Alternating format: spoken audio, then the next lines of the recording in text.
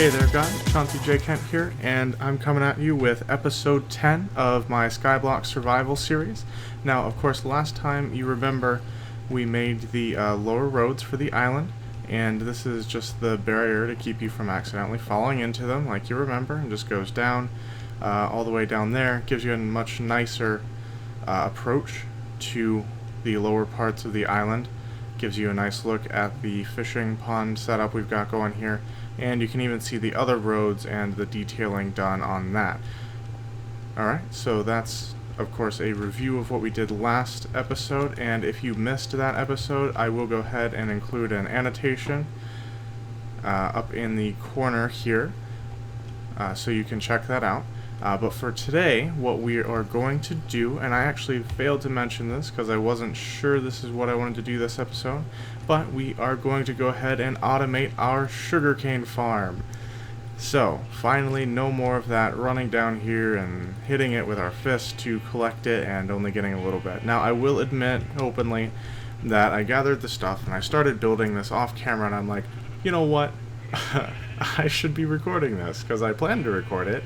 And I just forgot to hit record when I started going there. So sorry about that, guys. Basically what was here is there was a trench of water, as you might remember, and one stone brick block here. So you didn't miss much, and I can go ahead and show you this whole thing on camera. Now I do have to go ahead and give credit to Mumbo Jumbo and one other person. Let me see if I can look it up here. Yes, and the second person to credit is Green Guitar Guy Games. He does have a channel on YouTube. Looks to be a relatively recent addition to the YouTube community. Not a super huge channel yet, but his video on making an automatic sugarcane farm was particularly helpful. And of course, he got his initial concept from Mumbo Jumbo. So yeah, they're the two people that I would like to reference for this, just because like they kind of helped me do what I'm going to do today. Now, of course, I did go ahead and redesign it a little bit to make it fit into this tiny space, and of course, it's a lot smaller scale than what either of them did, and works on the same principles, but with a different method of execution. So it is a little bit different, and if you are working with a tight space, kind of like we are here today, definitely go ahead and feel free to copy this design or take a look at other designs for them. And of course, I'll go ahead and link both of their channels down in the description. Alright, so first things first, we got to drop a chest here, and of course, as you oh wow, placement fail. Yeah, and of course, as you know, the grass blocks and the sugarcane and these water trenches were all already in place, and those are actually important to the build as well. The build was designed to just sort of slot into this section here and go from there. So yeah, if you are replicating this design, you don't have these areas set up, you will have to go ahead and set those up. Now we're going to toss some hoppers in here, and I did actually make one extra because I thought I was going to be going a little further with this, but it doesn't look like I am or even need to, which is awesome. So that's always a bonus. Now of course we need to move on to our blocks here. And because we have the fences here, that's really convenient. We can just build here. And of course, as you know, the water is what allows the sugarcane to stay right there where it's at. Because without the water there, the sugarcane will just, it either won't plant, or if it's already planted and you remove the water, it'll just pop up out of the ground. Alright, and of course now we need pistons. And now these are going to be set up using a kind of a bud switch sort of thing, which basically means it's going to trigger any time that there's a block update instead of if there's a redstone signal. So essentially, when one of these sugarcane grows tall enough, it's going to trigger the bud switch here, which will activate this piston, and not only this one, but since they're all supposed to be on, this one's activation will activate this one, etc., etc. So that whole row is going to shoot out. Now the way I have this designed, unfortunately the reset circuit only works once one is triggered and then the other side is triggered. However, considering that that's going to happen several times throughout a single Minecraft day versus me coming down here like once or twice every few days to manually collect it, I think we're going to see improved results overall. And of course we can always AFK this as well, which is always a bonus. So not only will I be getting the iron and gold from the AFKing, but I'll also be getting sugarcane as well. Alright, so now on to the, well, hang on. Of course with this design, and I actually have to get on top of it to do this. Naturally, all my testing was in creative, so these will have to go like this. Oh, I have to get rid of a torch. That's unfortunate. Yeah, I got it back. It's being lightning. You know, I think I've had that strike my island a couple of times. Like, over in this area. It doesn't seem to have done much damage, but it has certainly been close enough to make me crap my pants. Like, you just don't understand how loud that is. Even with weather turned down, like, it's just really loud when it's right next to you. Okay, so anyway, moving on from my uncontrollable bowel movements there. Basically, what you want to do at this point is set up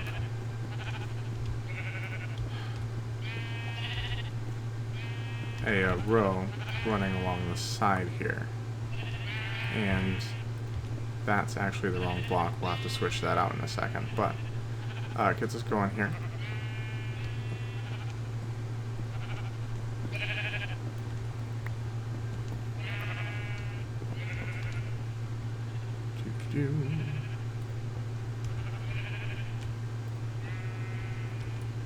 And it occurs to me that I should probably be using the wool blocks as scaffolding, so I'm not wasting my pick durability, but that's alright. We've got lots of iron. We've got lots of iron, so not a huge deal. Now this is where it gets interesting. For this, you actually have to use furnaces as part of the design. And this is to work in conjunction with a comparator for part of the reset circuit. And what you want to do is fill this part in with 14 of any item. I chose rotten flesh because there's a ton of it, and I don't really have any other use for it aside from projects that require so many of any item. So that's what we'll be using for this, and that will be just fine. Now, once you get to this stage, this is where the sand block comes in. It's actually going to go on this piston. And, oh, I have to get rid of another torch. I'm stuck here, aren't I? You know, I didn't really intend those vines to be there for actual up and down purposes, but it seems to be working out, so... I'm literally standing on top of it. Didn't get the torch back. What is that? Okay, anyway. So basically you put a block here and a block here. And let's do it this way, so we're more likely to get this block back. Alright, and of course, now it's time for the comparators to come out. And what happens here is the comparator actually senses the items in the furnace through the sand block. So it's actually pulling the signal through, which is apparently something you can only do straight on. Like, I tried it with this, like, off to the side here, and it doesn't do an L turn. It'll only go straight through when you're doing a setup like this. But what that does is actually sends a signal to this block, and 14 items is just enough to send a signal that is too strong from the comparator, meaning like not 1 but 2 versus like overly. You get the idea. Anyway, yeah, see, 1, 2, it's too strong. Yeah, so of course this will go to a repeater on either side. That will feed into yet another block. And you don't need to change the timings. I just forgot to shift click. There we go. What you want to do is power the block here.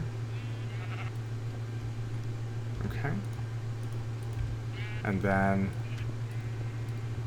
place redstone along there. And what that does is it sets up the bud switch to work.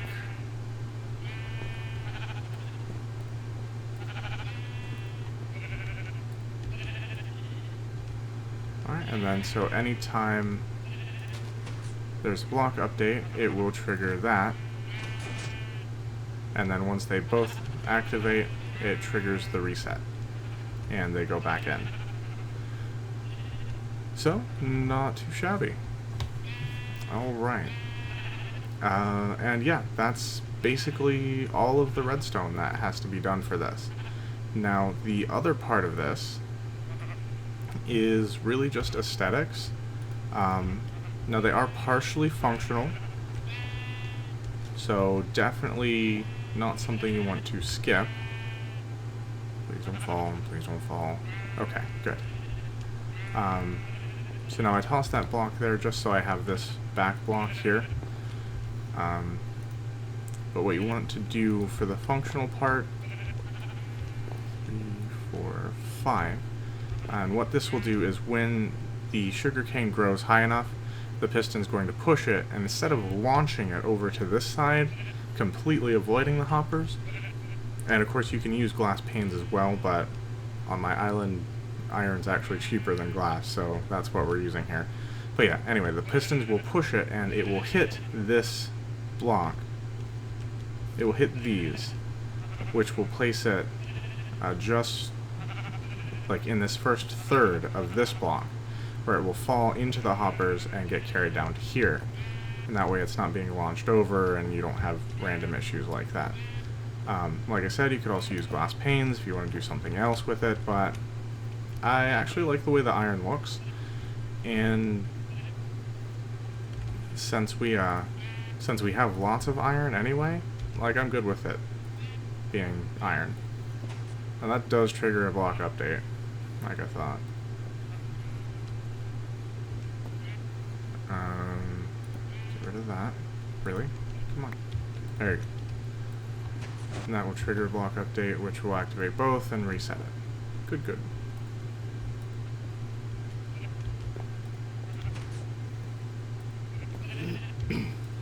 Okay, that wasn't anything I did, that was sugarcane growing. And so now we should have at least one. Oh good, we've got 3. Isn't it wonderful when things work right? Okay. And so yeah, basically I just wanted to cover the 2 sides. And in this manner, the sugarcane really is only going to have the one option of going straight into the iron bars and down into the hoppers. There we go. See how awesome that works? I love it. Alright, so let's get rid of this. Obviously we don't have enough room in here to do a torch of any kind, which is really okay because all of this area is covered with sugarcane, so mobs can't spawn there, and this is only 1 block high, and the only thing that could spawn there is a spider, but it would need a 2x2 area, and it doesn't have it because of the sugarcane. So really, this is not a big deal. There should not be mobs spawning in here, and if there are, I'm sure Mojang will get lots and lots of complaints about things like that.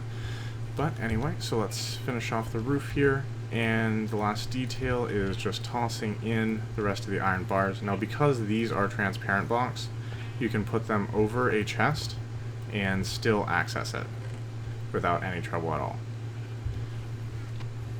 Which is why I moved the chest back, because originally I had it here and there was a hopper there, but it's really just not necessary for this. Alright, and so that's basically the automation of the sugarcane farm. Now what I want to go ahead and do real quick, last thing here, is just hop up on here. And this is not the prettiest thing ever. However, I do like to have the redstone exposed like this because it's easier to fix. And honestly, I think having the whole like tech stuff out in the open just makes the whole thing look a little bit cooler. So that's my take on it. You might disagree with me, you might not, I don't know.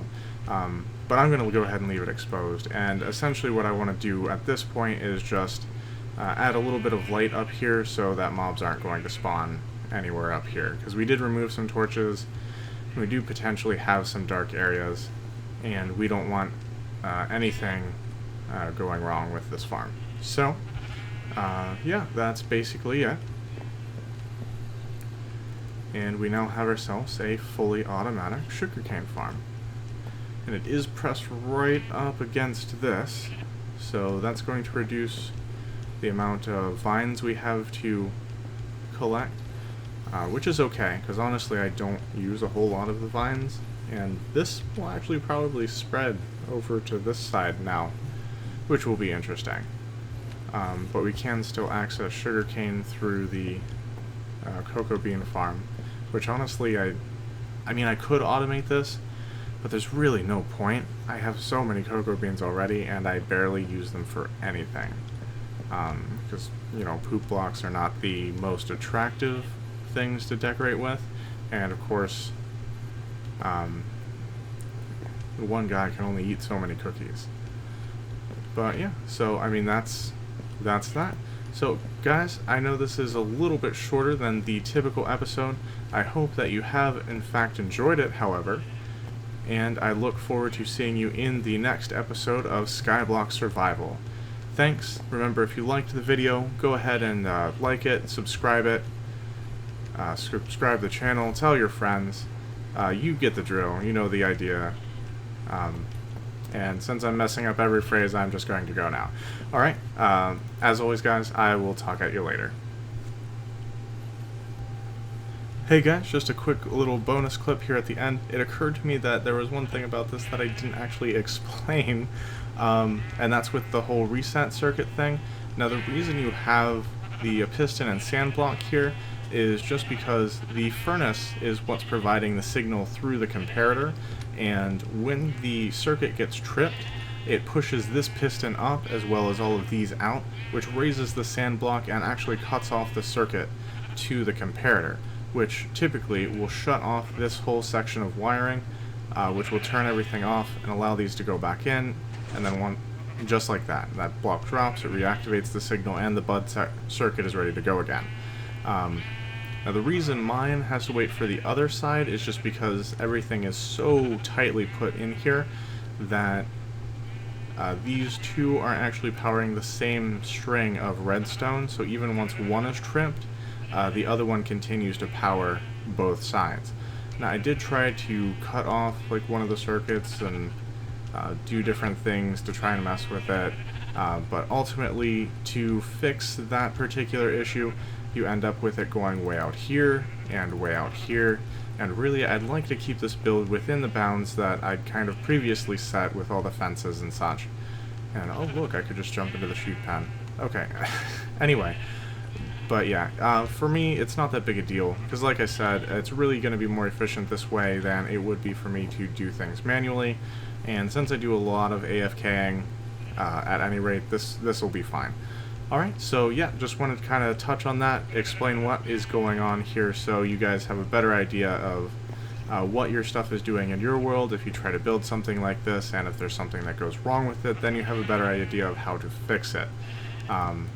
I'm just not a big fan of tutorials that just kind of show you what to build and don't really explain why you're building that, because it doesn't really help you learn. And I'm a big fan of kind of helping people learn how things work and why things go the way they go, and you don't necessarily need to copy things block for block. You can change things up and redesign it a little bit if you need to, and kind of keep the same premise, but do a different take on it and fit it into a smaller space and all that kind of stuff. So yeah, again, if you guys liked this video, go ahead and just do the stuff that we talked about earlier, and I look forward to seeing you guys in the next episode. Alright, talk at you later, guys.